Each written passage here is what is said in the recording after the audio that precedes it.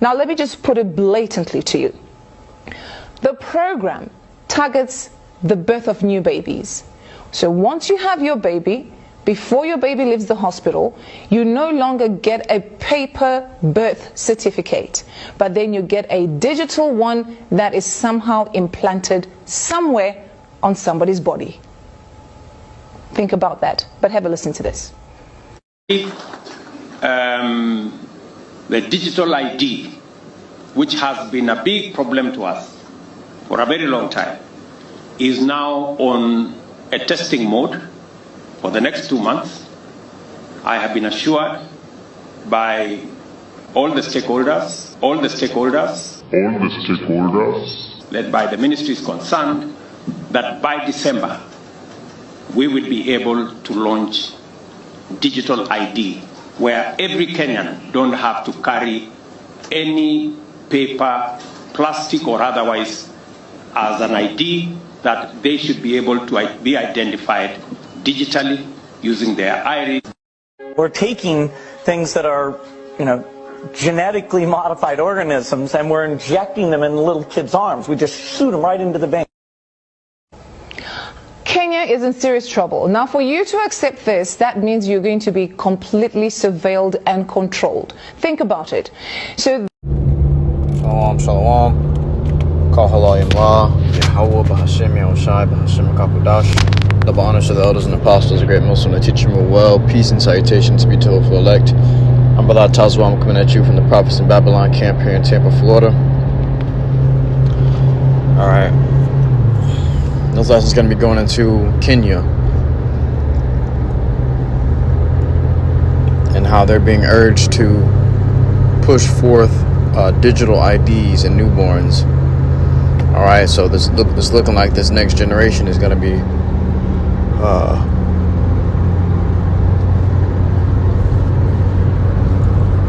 this next generation is going to be C-hip babies, man. Kicking off in 2025. You see, they say that they want to do digital IDs, digital birth certificates, pretty much, which is really just a digital ID.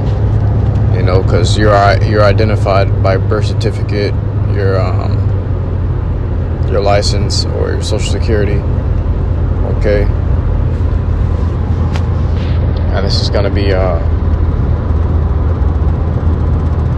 new thing.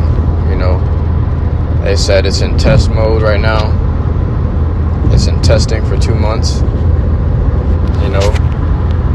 Then guess what? They said they want to implement it. They want it to be ready and done by December. They want to have it being dished out by December, which is in the next few months. Okay. So they want to start, and they said what? It's going to be a digital birth certificate placed somewhere on the body. Now that really just means in the body. They want to insert these digital IDs in the body, and he said that he's being highly recommended to, or highly urged to, by stakeholders. Okay.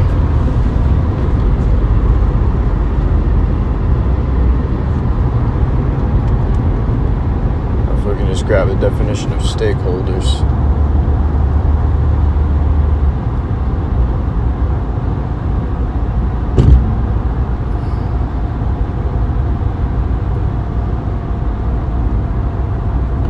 A stakeholder is a person, group, or agency that has a vested interest in the success or failure of a project, business, or organization. Stakeholders can be internal or external and can include customers, shareholders, communities, and governments. Okay. Stakeholders can have varying levels Stakeholders can have varying levels of influence and impact on an organization, so their needs and expectations must be considered and managed. Engaging stakeholders is important for an organization to be effective, accountable, and ethical. The term stakeholder comes from horse racing, where a stakeholder is a person or entity that takes care of the entry fees until the prize money is awarded. The entry fee Slovakia is called a stake, which is a synonym for risk. Alright, so these guys are all about taking risks. You know, we can see that. We can see that's going down. Okay, they're taking the risk with this digital ID. You know.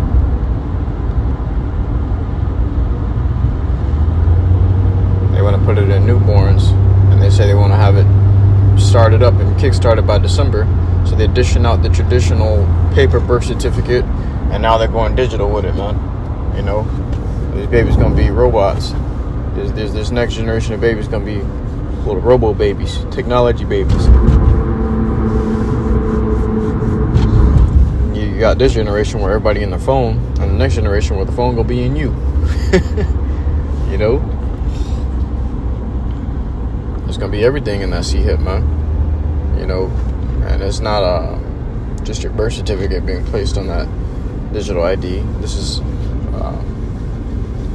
your whole new. This is gonna be the new world, the NWO placed into that in the MOTB, man. You know how the world is gonna function is gonna be based upon the MOTB. You're gonna be hooked up to every system with the MOTB in you, man. A product of Babylon.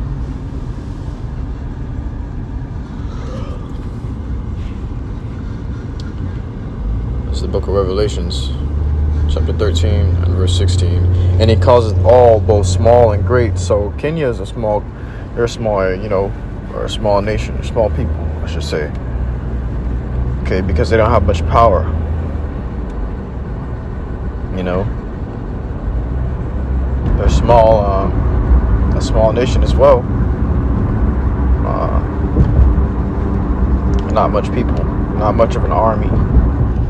Okay, small and great, rich and poor. Kenya is a poor country, free and bond. You know, to receive a mark in their right hand or in their forehead.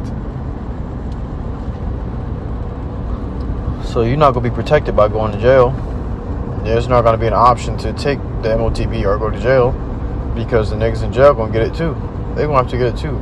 For them to bring by your daily rounds of food, you're going to have to check in. And the only way for you to check in is going to be in the MOTB. You know.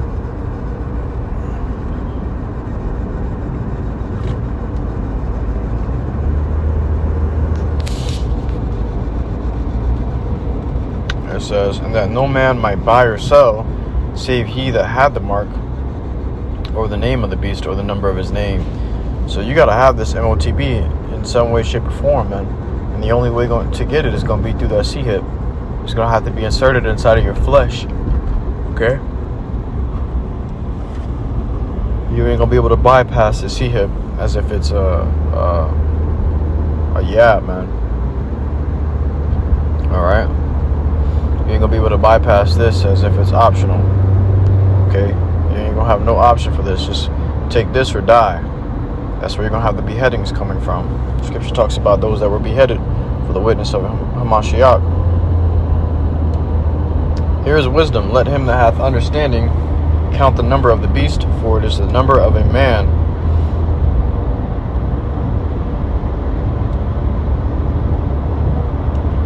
It says, and his number is 666. Okay, so 666. When you look on a product code on anything that you buy, it's gonna have those two bold lines, one in the beginning, one in the middle, and one in the end, man. That's gonna be on every product label that gets scanned in the store when you buy something. When you put it on the shelves to get purchased, that's gonna be on every product label. And now it's gonna be inside your hand to show that you're a product of Babylon. So when the Lord comes, the Lord gonna see you as a part of Babylon. You know, that's why our temptation is coming upon those that belong to this world, as an NLT, Revelation 3 and 10 will say. You know.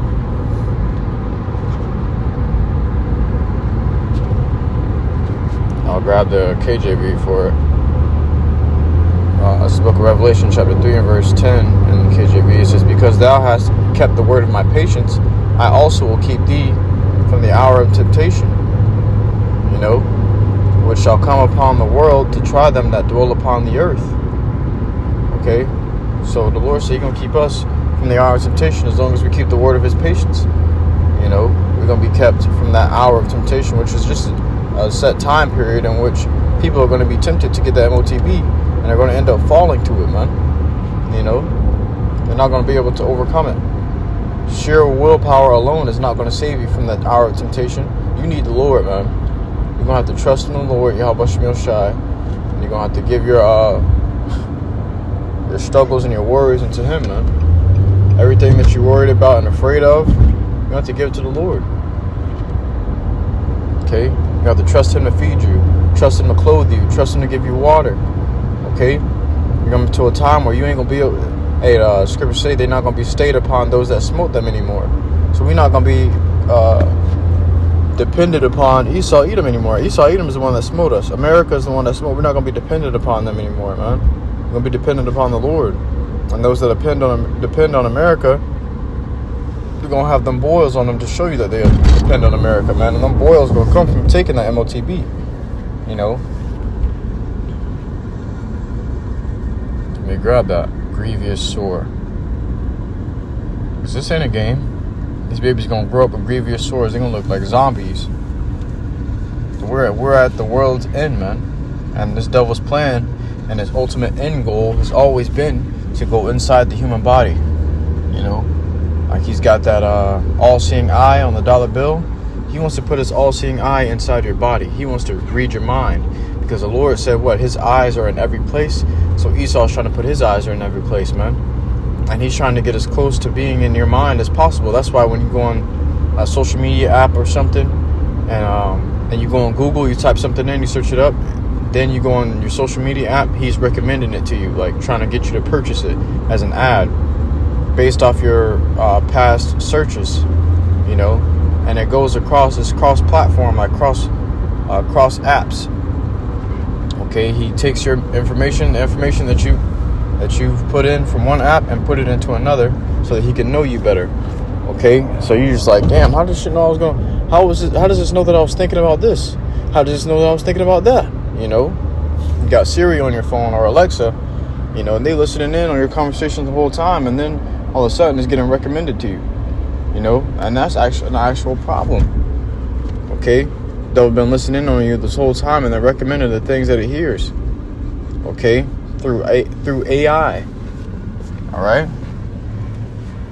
So that's the kind of time we're in, where this devil is, his whole entire plan has been to get inside your mind this entire time, and now he's about to accomplish it.